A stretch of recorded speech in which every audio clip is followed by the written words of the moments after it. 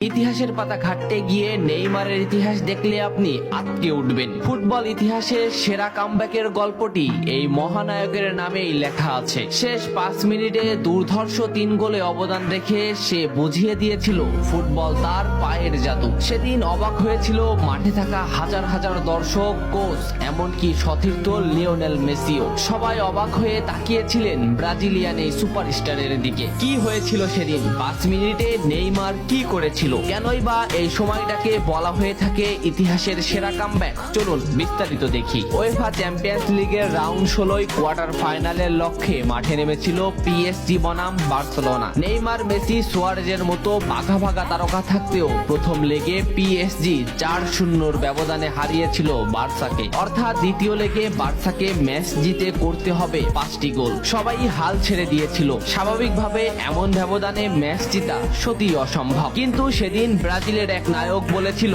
এটা সম্ভব, আমরা এটা করে দেখাবো। যেভাবেই হোক না কেন আমরা দলকে ম্যাচ জেতাতে চাই। 2017 সালের 8 মার্চ অনুষ্ঠিত হয় এই ম্যাচের দ্বিতীয় লেগ। ম্যাচের শুরু থেকে ক্ষিপ্ততা আর দক্ষতা দেখাতে শুরু করেন নেইমার। এই ম্যাচে যেন আবির্ভাব হয় কোনো এক নতুন নেইমারের। এই নেইমারকে তো কেউ চেনে না। ম্যাচের 3 মিনিটেই লুইস সুয়ারেজ পেয়ে যায় প্রথম গোলের দেখা। এরপর নেইমারের ক্ষিপ্ততায় একের পর এক আক্রমণ সাজাতে থাকে বার্সা। এদিন যেন নেইমারকে কোনোভাবেই আটকাতে পারছিল না পিএসজি। নেইমারকে আটকাতে একের পর এক ফাউলই বেছে নিয়েছিল তারা। ম্যাচের 40 মিনিটে লেভিনের আত্মঘাতিক গোলে বার্সা পায় দ্বিতীয় গোলের দেখা। ম্যাচের 50 মিনিটে ক্ষিপ্ত থাকা নেইমারকে ডি বক্সের ভিতর ফাউল করে ফেলে দেওয়া হয়। এতে বার্সা পেয়ে যায় পেনাল্টি। পেনাল্টিতে গোল করে দলকে এগিয়ে নেন লিওনেল মেসি। তবে যেমনটা ভাবছিলেন এই ম্যাচের গল্প ফুটবল বিধাতা তেমন ভাবে লেখেননি। 62 মিনিটে বার্সার কফিনে শেষ প্যারাটা পুড়ে দেন এডিনসন কাভানি। এতেই স্তব্ধ হয়ে যায় ক্যাম্প নু।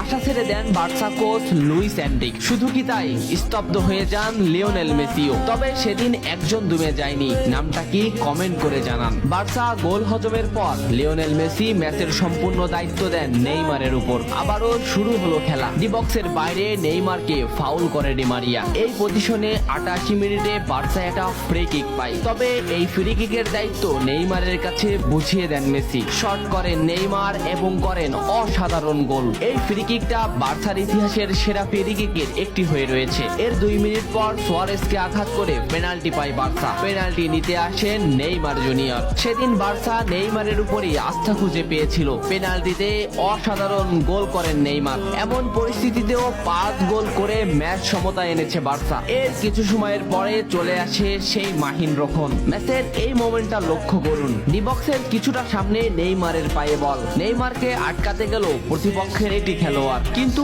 নেইমার শর্ট মোমেন্ট নিয়েও শট না করে বলটি সামনে আগালেন। এই মোমেন্টটা লক্ষ্য করুন। নেইমার একবার গোলের দিকে তাকালেন। এতেই সে বুঝে ফেলেছে কোথায় বলটি দিতে হবে। নেইমার শট নিলেন। আপনি সাধারণ চোখে এটাকে একটা শট দেখলেও এটা হলো সেই শট যা লিখেছিল ইতিহাসের সেরা কামব্যাকের অধ্যায়। নেইমার এমন ভাবে শটটি নিয়েছিলেন যাতে রবের্তো শুধু পা লাগিয়ে গোল করেছিলেন। শেষ 5 মিনিটে সেরা 3টি গোলে অবদান রেখে সেদিন ইতিহাসের সেরা কামব্যাকের নায়ক হয়েছিলেন ব্রাজিলিয়ান এই সুপারস্টার। সবাই যেখানে স্তব্ধ হয়ে গিয়েছিল নেইমার সেখান থেকেই শুরু করেছিলেন। নেইমার বুঝিয়ে দিয়েছিলেন নিজের দৌড়ত্ব।